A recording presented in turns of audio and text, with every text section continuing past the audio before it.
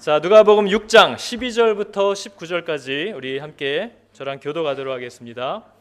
이때에 예수께서 기도하시러 산으로 가사 밤이 새도록 하나님께 기도하시고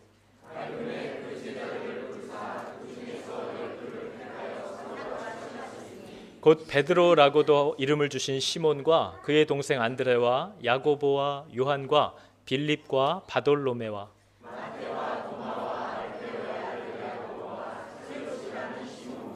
야고보의 아들 유다와 예수를 파는 자들 가롯 유다라.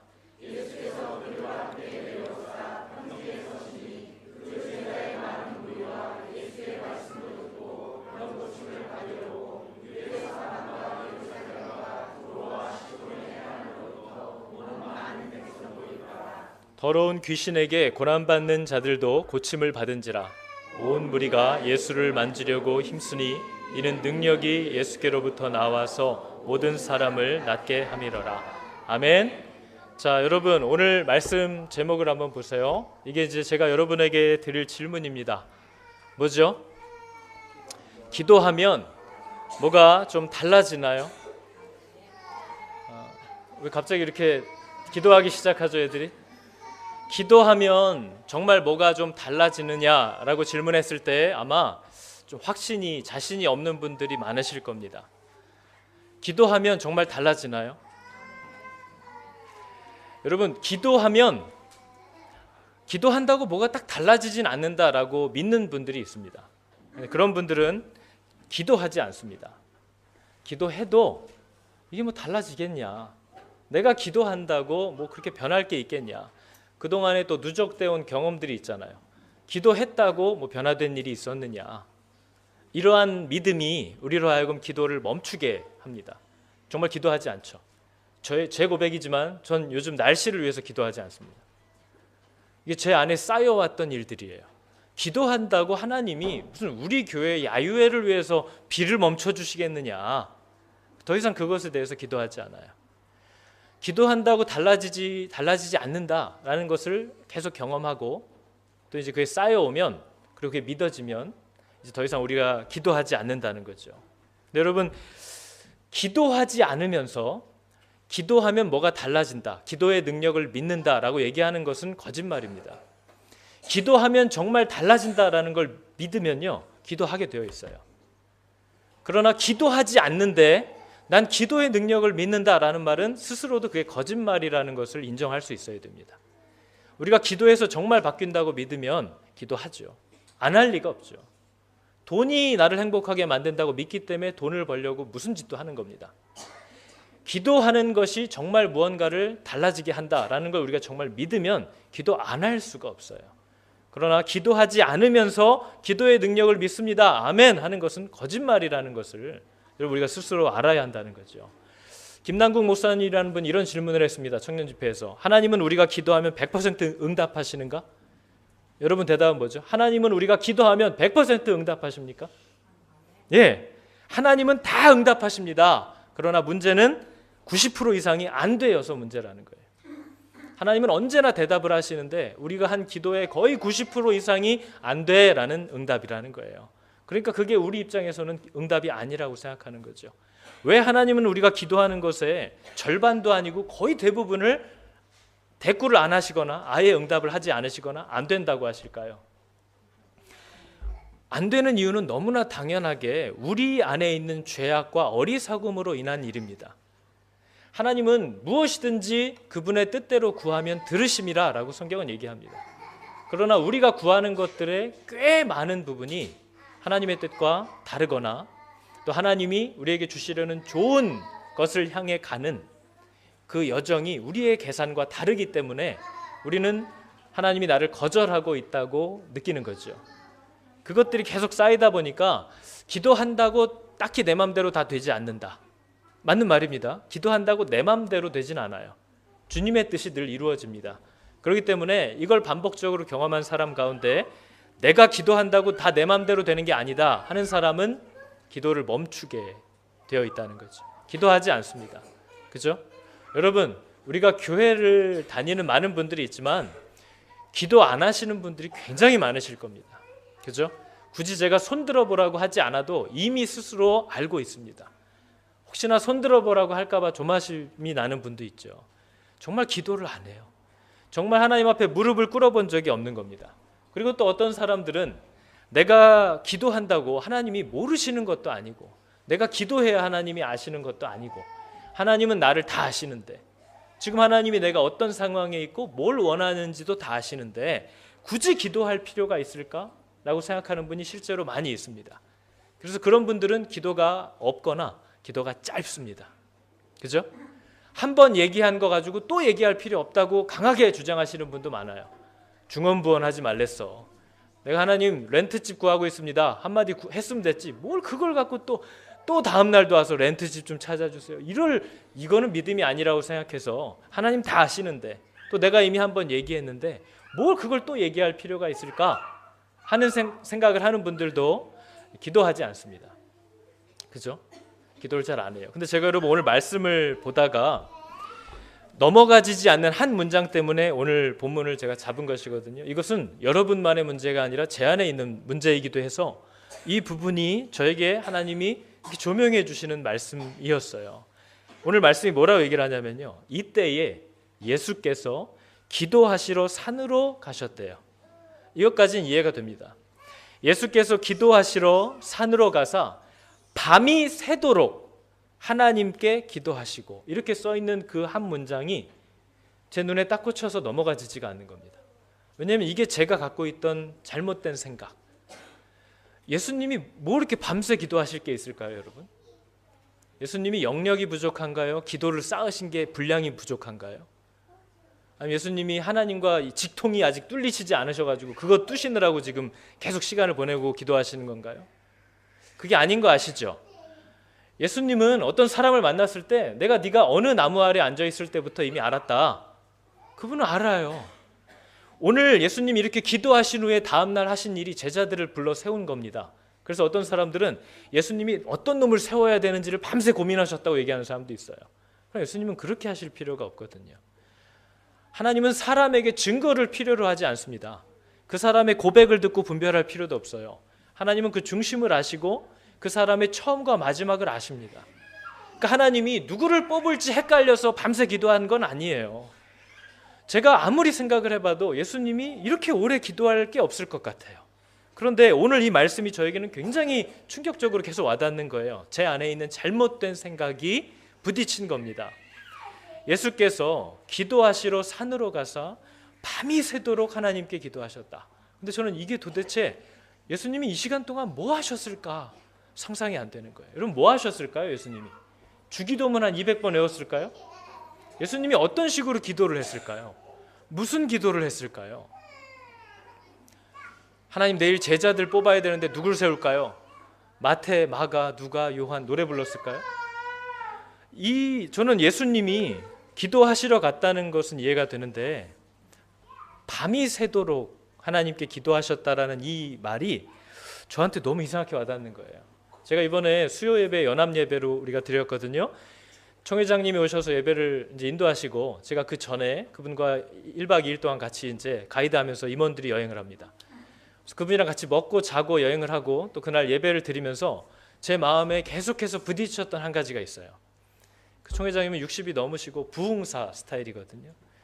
설교를 하시거나 저랑 일반적으로 그냥 평소 대화를 하고 먹고 하는 그분의 삶을 이렇게 사모님과 얘기하는 모습을 보면서 이분은 늘 하나님과의 어떤 관계를 늘 그냥 자연스럽게 얘기를 해요. 그런데 예를 들면 이런 겁니다. 수요예배 때 설교를 하시는데 당신 교회에 전도 집회를 많은 사람들이 오래 준비해 왔는데 그날 비가 왔다는 거예요. 새벽부터 비가 떨어졌다는 거예요. 그래서 이분이 막 비를 쫄딱 맞으면서 마당에 나가서 막 주여 하면서 비를 그쳐달라고 막 기도를 했다는 거예요. 거기서부터 제 마음이 딱 닫히는 거예요. 뭐 저런 걸 갖고 비야 멈춰라 막 이런 거 있잖아요.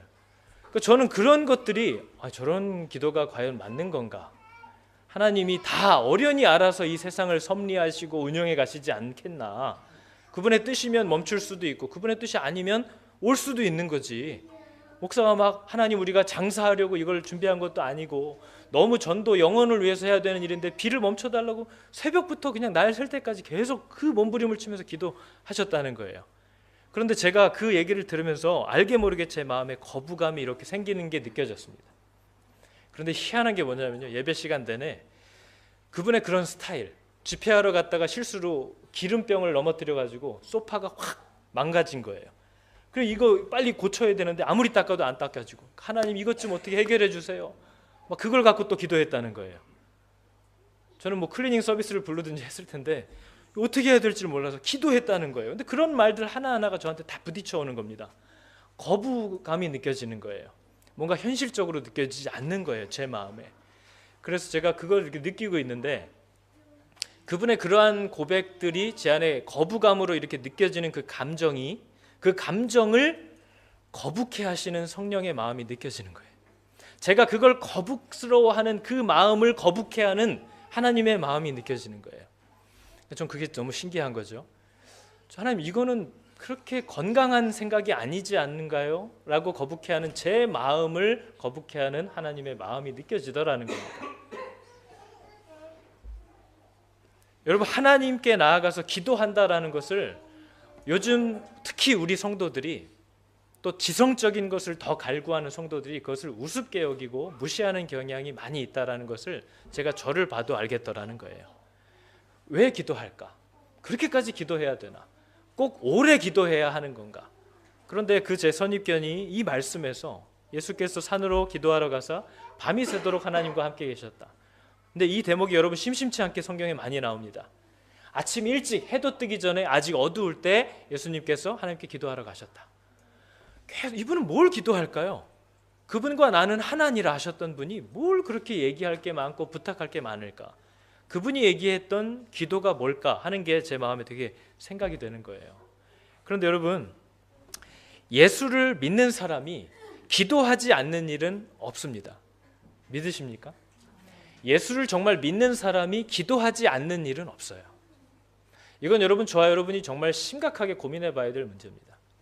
아무리 많은 말을 그럴듯하게 여러분 우리가 해도요, 예수를 정말 만나고 믿게 된 사람이 기도하지 않는 일은 없다라는 것을 성경은 너무 분명하게 보여줍니다. 그렇기 때문에 여러분, 저와 여러분이 정말 두렵게 생각해야 한다는 거예요. 왜죠? 지난 한 달만 돌아봐도 우린 기도한 적이 없어요. 내 삶에 대해서 하나님께 의뢰하고 부탁하지 않는다는 거죠. 얼굴은 고민하느라고 점점 늙고 썩어갑니다. 근데 그 제목을 갖고 하나님께 나가서 무릎 꿇은 일이 한 번도 없다라는 것이 우리의 현 주소라는 거예요. 그게 절대적으로 부인할 수 없는 우리의 믿음의 상태입니다. 입으로는 이런 일들이 있지만 하나님이 다 아름답게 해주시겠죠. 저는 좋은 일을 만나도 어려운 일을 만나도 주님 안에서 자족합니다. 별소리를 다 해도 문제를 놓고 하나님께 나가서 무릎 꿇어 본 적이 없다는 것은 예수를 믿는 것과 정말 아무 관계가 없을 수 있다는 것을 여러분 저희가 알아야 한다는 거예요. 근데 여러분, 오늘 본문을 보니까 예수님이 산에 가셔서 밤이 새도록 기도하셨던 때가 언제냐? 오늘 본문 시작이 이겁니다. 이때에, 이러한 때에 예수님이 산으로 가셨다 하는 거예요. 이때가 무슨 때죠? 제가 이 누가복음 앞쪽을 쭉 보니까 지금 6장이에요. 앞쪽을 보니까 전부 누가복음은 이런 얘기를 합니다. 예수님이 귀신 들린 사람을 고치셨어요. 문둥병 걸린 사람을 고쳐주십니다. 중풍병자를 고쳐주세요. 손 말라서 비틀어져 있는 사람을 비롯해서 온갖 병든 자들을 다 고치십니다. 예수님께 나아오면 다 낫는 거예요. 이게 누가복음 앞장에 계속 기록되어 있는 내용이에요. 그런데 이렇게 예수님이 놀라운 이적, 유대인들은 표적을 구하거든요. 유대인들에게 놀라운 표적을 계속 보여주면서 누가 그리스도시고 누가 하나님이 약속한 메시아인지를 계속 보여주고 계세요. 그런데 하나님의 이 놀라운 사랑과 은혜와 기적을 계속 베풀어주고 계시는데, 이 종교인들이, 유대인들이, 바리새인들이, 지금으로 말하면 교회 안에서 제일 잘 믿는다고 하는 사람들이 그 말씀을 듣고 회개하지 않고 오히려 마음을 더 강팍하게 여기고 그 놀라운 은혜와 기적들을 보면서도 기뻐하고 감사하는 게 아니라 하나님을 향하여, 예수를 향하여 목을 더 곧게 만들면서 어떻게 하면 이 예수를 처리할까, 이거를 고민했다 하는 게 바로 이 5장 끝입니다. 놀라운 기적과 표적을 계속 보여줬는데 유대인들이 그걸 보고 야, 표적을 보니까 진짜 하나님 계시구나 하는 게 아니라 저거 어떻게 하면 잡아 죽이지 했다는 거예요. 바로 이때에 하고 6장으로 넘어온 겁니다. 바로 이러한 상황에, 이때에 예수님이 누구에게 나아갔다는 거예요? 하나님께 나아가서 밤이 새도록 기도하셨대요. 그리고 그 다음 날 예수님의 사역의 방향이 놀랍도록 바뀝니다. 예수님이 다음 날 뭐가 시작되냐면요, 이제 사역의 방향이 틀어지는데 예수님이 말씀하시고 보여주시는 것들에 대해서 교만하게 굳어진 마음으로 안 듣고 순종치 않던 그 종교인들, 오늘날로 얘기하면 정말 믿는다고 하는 사람들을 버려둡니다.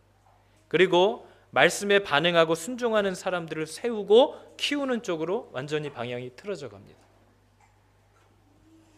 그때 제자들을 부르사 그 중에서 12를 택하여 사도라 칭하셨대요.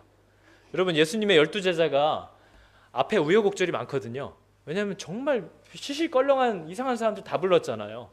신분도 별 게 없고 배운 것도 없고, 이런 사람들을 불러가지고 훈련을 잘 시킨 다음에 나중에 성령까지 임하고 사도다라고 칭한 게 아니에요. 오늘 본문이 바로 예수님이 12명을 부르시더니 사도라 칭하셨다고 바로 얘기합니다. 하나님의 방법은 참 가진 자를 부끄럽게 만든다는 거예요. 그런데 이들을 부르신 기준은 하나밖에 없어요.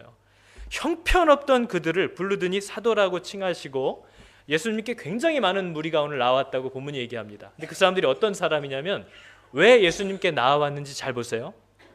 그들이 예수의 말씀도 듣고 병 고침을 받으려고 유대, 예루살렘, 두로, 시돈으로부터 엄청난 사람들이 몰려와서 온 무리가 예수를 만지려고 힘썼대요. 이거 한번 만지려고. 온 무리가 예수를 만지려고 힘쓰니 그 이유는 능력이 예수께로부터 나와서 모든 사람을 낫게 함이로라. 하나님에 대해서 좀 알고 배웠다는 사람들은 목이 곧아요. 그런데 지금 예수님께서 이렇게 오라고 하시고 받아주신 사람들은 예수님이 누군지를 제대로 모르고 자기 생각대로 이해하고 오해하고 나온 무리들이었다는 거예요. 근데 하나님이 그들을 받아서 사도라 세우고 제자를 다 삼았다는 거예요. 그러더니 그 제자들을 다 불러서 이제 키워가시는 겁니다. 말씀에 반응하고 순종하는 자들을 예수님이 사도로 키워가시는 거예요. 종교인이라고 안다고 배웠다고 경험했다고 한 자들은 버려두셨어요. 여러분, 교회는 가정하고 똑같거든요. 가정은 뭐와 똑같을까요? 교회가 가정과 똑같다면 엄청난 힌트 아닙니까 이거? 가정은 뭐와 똑같을까요? 교회와 똑같아요. 그래서 가정이든 교회든 자녀를 낳아서 기르는 그 사역이 동일합니다. 그게 가정의 사역이고요, 그게 교회의 사역이에요. 그래서 여러분, 엄마의 역할이 굉장히 귀한 것이고 교회 안에서 사역자들과 세워진 리더들의 역할이 그래서 귀하다는 거예요. 그래서 언제나 그것이 우선이어야 한다는 거죠. 가정에 엄마가 평안하지 않으면 가정은 다 무너집니다. 교회 안에서 사역자들이 그의 삶에 기쁨이 없으면 교회 역시도 마찬가지예요. 똑같은 일을 하고 있어요. 그런데 마치 아이들을 키우는 것과 같아서 그 이해하지 못하고 자꾸 엉뚱한 생각과 질문들을 하는 자들을 이제 세워가는 겁니다. 제 친구가 한국에서 목회하는 친구인데요, 두 아이를 홈스쿨링 합니다. 집에서 키워요.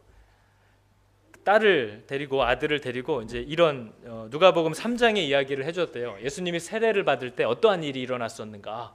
여기 보니까요, 예수님이 세례를 받으시고 기도하실 때 이렇게 나와요. 예수님이 세례를 받더니요, 기도를 하셨대요. 그런데 기도하실 때 어떤 일이 일어났는지를 성경이 누가복음 3장이 짤막하게 기록합니다. 그것은 믿음이 없는 사람은 그 소리를 듣지도 못했다고 성경은 기록해요. 근데 우리가 이 내용을 보면서 예수님이 기도하실 때 어떤 상황 가운데서 머무시는가를 힌트를 찾을 수가 있어요. 이렇게 얘기합니다. 예수가 세례를 받으시고 기도하실 때 하늘이 열리며 성령이 형체로 비둘기같이 그의 위에 강림하시더니 하늘로서 소리가 나기를 너는 내 사랑하는 아들이라 나는 너를 기뻐하노라 하시니라. 예수님이 기도를 하시는데요, 하늘이 열려요. 성령이 임합니다. 하나님이 말씀하십니다. 이게 어떻게 보면 예수님이 기도하실 때의 그 모습이에요. 그죠? 이 놀라운 얘기를 딸에게 해줬대요. 딸이 잘 들었겠죠? 그리고 다음 날 물어봤답니다. 누구야? 어제 아빠가 예수님 세례 받을 때 어떤 일이 일어났다고 그랬지? 그 딸이 그러더래요. 비둘기가 말을 했어요. 완전히 다른 이해죠? 그랬더니 그 밑에 친구 목사가 댓글을 딱 이렇게 달아줬어요. 아주 건강하게 잘 자라고 있다. 그게 무슨 뜻이죠? 예, 그런 과정을 지난다는 거예요. 성도들 가운데도 설교를 잘 들은 것 같지만 엉뚱하게 이해하는 분이 있습니다. 맞아, 목사님이 그랬어. 그래서 저는 이상한 사람 되는 거죠. 엉뚱하게 이해를 하고. 그런데 그런 사람들을 하나님이 부르시고 다 받아주신다는 거예요. 왜요? 말씀에 순종하려는 자들은 다 받아주셔서 하나님이 키우시고 세워주신다는 거예요. 본문을 보니까 하나님은 그분께 순종하려는 마음을 들으려는 자들은 다 부르시고 받아주세요. 그리고 그냥 그대로 두시는 게 아니에요. 오늘날 교회의 문제는 그거죠. 나 불러주시고 나 받아줬어 하고 끝이라는 거예요. 그러나 예수님은 부르고 받아주신 사람들을 가르치고 세워갑니다. 이 두 개가 항상 같이 가는 거예요. 그래서 오늘 우리가 읽은 누가복음 6장 19절 이후로 쭉 보면요, 예수님이 이들과 계속 이런 토론을 합니다. 이 내용을 보기만 해도 지쳐요. 이들을 가르치는 거죠. 이런 얘기를 합니다. 지금 너희들이 나에게 나온 거는 왜 나온 거예요? 능력이 자꾸 나오니까, 뭔가 일이 생기니까, 아픈 게 나으니까, 먹을 게 떨어지니까 나왔다는 거예요. 예수님이 그거 보고 이 속이 시커먼 것들, 넌 그런 태도로 내 앞에 오면 넌 그건 안 돼. 가. 이러시지 않고 다 받았대요. 뻔히 알고 다 받았대요. 그러면서 이렇게 가르칩니다. 너희가 나를 찾는 것은 표적을 본 까닭이 아니요 떡을 먹고 배부른 까닭이다. 썩을 양식을 위해서 나에게 나아왔다. 썩을 양식을 위해 일하지 말고 영생하는 양식을 위하여 하라. 가르쳐 주세요. 예수님은 부르시고 받아주신 다음에 가르쳐요. 그랬더니 그들이 질문을 합니다. 어찌 하는 것이 하나님의 일을 하는 겁니까? 우리가 그럼 뭘 해야 됩니까? 하나님께서 보내신 일을, 누구예요?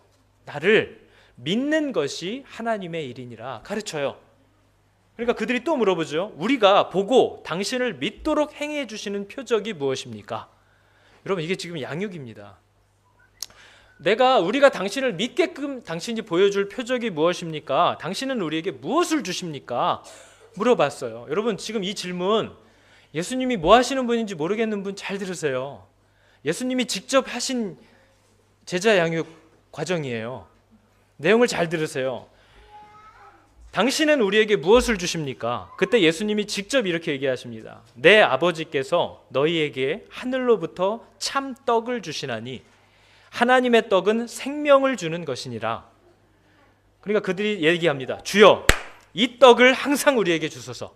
또 먹는 건 줄 알았어요.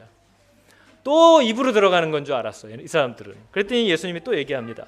나는 생명의 떡이니 내게 오면 굶주리지 않을 것이요 목마르지 아니하리라. 내가 온 것은 나를 보내신 이의 뜻을 내가 행하려 함인데 그분의 뜻이 뭐냐? 그분이 내게 보내주시는 자들 중에 하나도 잃어버리지 않고 마지막 날에 다시 살리는 이것이니라. 그러니까 여러분, 이 사람들이 여러분처럼 아멘 한 게 아니고요, 저들이 수군대기 시작했어요. 뭔 소리야? 지가 떡이야? 뭔 소리? 확 먹어? 뭐라는 거야? 그러니까 예수님이 계속해서 말씀하시는 게 따라와요. 아버지께 듣고 배운 사람마다 내게로 오느니라. 네가 자발적으로 나한테 온 게 아니라 하나님께 듣고 배운 사람들이 있대요. 성령이, 하나님이 너를 직접 가르치시고 알게 하실 거래요. 그런 사람들은 내게 나아온대요. 그러면서 이 말을 한 거죠. 나는 곧 생명의 떡이니 이 떡을 먹으면 영생하리라. 이렇게 아멘하면 얼마나 예수님이 눈물을 철철 흘렸을까요? 그런데 저들이 이렇게 얘기합니다. 이 말씀은 어렵도다. 누가 이것을 들을 수 있겠는가? 그랬더니 예수님이 다시 얘기합니다. 내가 너희에게 이른 말은 영이요 생명이라. 내 아버지께서 나에게 오게 하여 주지 아니하시면 누구도 내게 올 수 없도라 하시니라. 그때부터 제자 중에 많은 사람이 떠나가고 다시 그와 함께 다니지 아니하더라. 예수님 제자 양육 성공했나요? 실패했나요? 이렇게 양육을 못하는 사람이 역사적으로 드물죠. 기가 막히게 했는데 다 많이 떠나가고 남은 사람이 별로 없대요. 그랬더니 예수님이 그 유명한 말씀을 하십니다. 제자들을 향해서. 너희도 가려느냐? 너희들도 가려느냐? 제자들이 얘기합니다. 생명의 말씀이 여기 계심에 우리가 어디를 갑니까? 아버지가 보내주신 자들만 남을 수 있다는 거예요. 여러분, 이게 많은 사람들이 오늘도 교회로 옵니다. 근데 자기가 바라고 관심 갖는 게 다 달라요. 여러분, 여기 여러분 이 정도면 진짜 어마어마한 숫자예요. 사람이 보이지도 않는 하나님을 믿는다고 하면서 주일마다 이 자리에 나와서 앉을 수 있다는 게 놀라운 일인데 10명만 나와도 기적이에요. 근데 이렇게 매번 온다는 건 정말 놀라운 일이거든요. 근데 이렇게 나온 관심사가 다 다르다는 거예요. 그 가운데는 정말 하나님이 주시려는 것을 사모해서 나온 사람도 있지만 이 사람들처럼 능력이 예수께로 나오기 때문에 붙잡으려고 나온 사람이 있어요. 영원히 배고프지 않게 하는 생명의 떡을 달라고 나오는 사람도 있어요. 먹고 살 거 해결해 달라고. 사람 하나님은 다 받습니다. 그러나 예수님은 절대로 그들이 계속 오래 남아있게 하려고 다른 어리석은 말을 하지 않아요. 거짓말 안 합니다. 내가 왜 왔고 너희에게 정말 주려고 하는 게 뭐고 너희에게 정말 복이 되는 게 뭔지를 차근차근 얘기합니다. 그러니까 그 많은 사람들 가운데 자기 관심사와 다르다고 느낀 사람들이 다 떠나갔다는 거예요. 여러분, 이게 교회의 사역입니다. 많이 모인다고 마냥 기쁜 게 아니고요. 교회가 어떤 어려움을 당해서, 물론 범죄함으로 인하면 그건 당연한 결과지만, 교회가 말씀 안에 온전히 서서 가려고 하는데 흔들리고 깨지고 다툼이 일어나고 떠나가고 하는 일은 너무나 자연스럽고 당연하고 필요한 일이라는 거예요. 오히려 교회에 많은 사람들이 왔는데 한 명도 떠나지 않고 다 만족한다? 교회에 문제가 있는 겁니다. 왜냐하면 그 모든 사람들이 다 하나님을 사모하지 않거든요. 하나님을 사모하지 않는 사람이 전혀 목마름 없이 다닐 수 있는 교회는 심각한 문제가 있는 교회입니다. 문제가 일어난다는 거죠. 교회는 바로 이 사역을 감당하는 거예요. 그러는 가운데 교회는 모든 사람들을 받지만 받아서 내버려 두는 게 아니라 양육합니다. 훈련합니다. 가르칩니다. 성도들 가운데 배우기를 멈춘 사람은 세울 수도 없고 성도라고 칭함을 받는 것도 부담스러운 줄 아셔야 돼요. 자기는 여전히 떡 먹으러 나온 그 자리에서 30년, 40년을 교회에 사시는 분도 많아요. 전혀 듣지 않는 거죠. 제일 두려운 건 그렇게 평안히 사시다가 예수님이 정말 오셔서 내가 생명의 떡이니 하면 그때 수군대고 나가는 분도 생긴다는 거예요. 심판의 자리에서. 그런 건 난 안 믿어. 내가 생각한 거 그런 거 아니었어. 생명을 얻지 못한다는 거죠. 우리는 하나님 앞에 나와서 계속해서 듣고 그 진리 안으로 순종하여 들어오는 자들이 구원을 얻는 곳이 교회예요. 그렇지 않은 자들은 나만 알 수가 없습니다. 여기서 서 있을 수 없다는 거죠. 여러분, 이 일들을 위해서는 교회는 계속해서 싸우고 삐지고 오해하고 떠나는 일이 없을 수가 없어요. 건강하게 교회가 간다는 걸 전제로 하고 그런 일이 없을 수 없는데, 알곡들은 바로 그런 틈바구니 속에서 건강하게 자라납니다. 바로 그런 막 흔들리고 막 이렇게 하는 가운데서도 하나님의 정말 신부들은, 교회들은 역사상 한 번도 타락하거나 물러간 적이 없어요. 늘 그 자리에서 건강하게 자랍니다. 그리고 하나님은 그때 마지막 때 그들을 거두신다고 얘기하는 거죠. 그러니까 여러분, 우리가 이 사역을 감당하기 위해서, 성도답게 세워지기 위해서는 기도할 수밖에 없어요. 예수님이 기도하셨어요. 예수님은 시간이 나면 늘 하나님께 나아갔어요. 그러니까 여러분, 우리는 기도하면 우리의 공로를 자꾸 생각해요. 공력을 쌓는다고 생각해요. 무슨 능력을 받는 줄로 알아요. 근데 여러분, 하나님이 보여주신, 예수님이 보여주신 기도는 주님을 사랑한다는 고백이에요. 내가 주님만 의지한다는 표현이에요. 하나님과 함께 있는 것이 내게 너무나 큰 즐거움과 쉼이 됩니다 하는 그분의 기쁨의 선택이었을 뿐이지, 피곤해서 정말 잠 한 시간 더 자고 싶은데 그래도 내가 파워를 얻으려면 기도 좀 해야지, 이런 관계가 아니라는 거예요. 그분과 함께 있는 것이 나에게 쉼이라는 거예요. 그리고 그분을 사랑한다는 고백을 하고 싶은 거예요. 여러분, 사랑하는 사람은 아이를 낳으면 아이가 언제 똥 누는지 언제 뭐 먹는지 부모가 다 알아요. 다 아는데 자식하고 시간을 같이 보낼 필요가 있나요? 그냥 가서 똥 치워주고 밥만 주면 되지. 굳이 함께 있을 필요가 있나요? 사랑은 절대 그런 게 아니라는 거예요. 사랑하는 연인과의 관계에서는 뻔한 말을 계속합니다, 서로. 그러면서도 막 둘이 좋아 죽어요. 뻔한 말, 했던 말 또 해요. 뭐 하는지 뻔히 알아요. 사랑하는 거 몰라서 결혼한 거예요? 근데도 사랑한다는 표현을 계속 받고 싶어요. 그게 뭐죠? 사랑은 반복적이에요. 사랑은 그 사랑을 계속 표현하고 싶고 또 느끼고 싶고 또 확인하고 싶어요. 이제 한 10년 사셨으면 또 한 5년 떨어져 살면 어때요? 근데 사랑은 그게 허용이 안 돼요. 예수님의 모습에서 하나님을 사랑하는 그 아들의 모습을 느끼는 거예요. 그분은 늘 그분 앞에 나아갑니다. 그리고 밤새 그분과 함께 있어요. 그것이 그분에게는 쉼과 회복이라는 거죠. 그러니까 여러분, 기도하면 뭐 달라지나요? 지금도 확신이 없는 분이 너무 많아요. 기도하면 정말 여러분 뭐가 달라져요? 기도하면 하나님이 일하시나요? 기도하면 내가 원하는 방법은 때로 안 될지라도 내 기도한 것에 대해서 하나님이 최선의 방법으로 일하시나요? 이게 진짜 믿어지면 여러분 기도하거든요. 기도 안 하죠. 믿어지면 기도해요. 기도하면 달라져요. 기도하면 응답해요. 저는 이것을 답을 주려는 게 아니고 여러분이 직접 경험해 보시라는 거예요. 성경이 뭐라고 얘기하죠? 오직 성령이 너희에게 임하시면 너희가 권능을 받고, 근데 이 권능이 어떤 권능인지 아세요? 레이저 나가는 게 아니에요. 사마리아와 유다와 땅끝까지 이르러 내 증인이 되리라. 그리스도를 전하지 않고는, 그분과 함께하지 않고는 견딜 수 없는 권능. 그게 성경이 권능, 능력이라고 얘기합니다. 파워. 무슨 파워예요? 예수가 그리스도라는 걸 전하지 않고는 쉴 수 없는 능력이 생긴다는 거예요. 오직 성령이 너에게 임하시면 하나님과 함께하지 않고는 쉼을 누릴 수 없다는 고백이 나오는 사람이 된다는 거죠. 이게 정말 예수 믿는 생명 가운데 거하는 사람들의 모습이라고 얘기합니다. 그럼 기도가 뭐예요? 주님 사랑한다는 고백이고요. 주님밖에 의지하고 싶은 게 없다는 고백입니다. 우리 오늘 같이 찬양할 텐데 제가 군대에서 제일 많이 했던 찬양이거든요. 뭘까요? 왜? 뭘까요? 제가 군대에서 무슨 찬양했을까요? 오늘 본문, 이때에 예수께서 기도하러 산에 올라가시니라. 제가 가장 많이 했던 찬양은요, 이와 같은 때. 군대에 있다 보니까 이와 같은 때가 많던데요. 이와 같은 때 내가 뭘 하죠? 가사 한번 띄워주시겠어요? 이와 같은 때 난 뭐 한대요? 미친 거죠. 이와 같은 때 노래를 한다는 게. 뭘 노래한대요?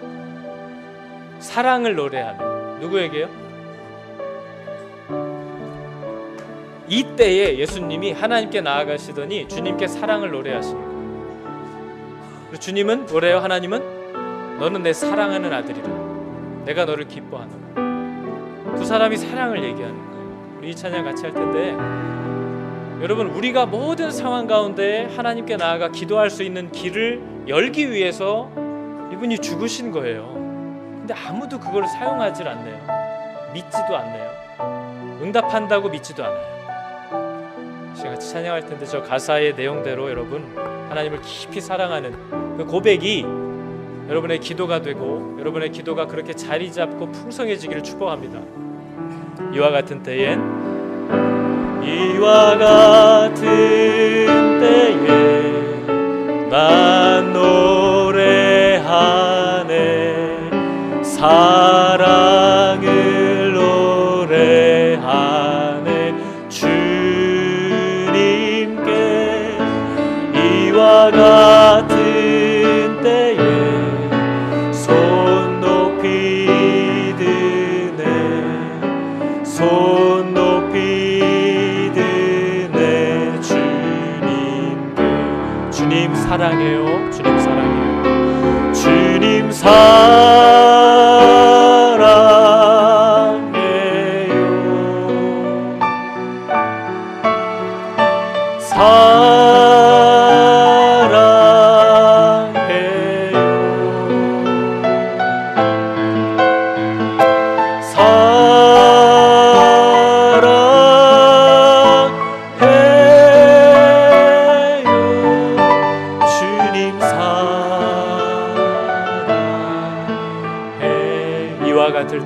손 높이 드네. 이와 같은 때에 난 노래하네, 사랑을 노래하네, 주님. 이와 같을 때에, 이와 같은 때에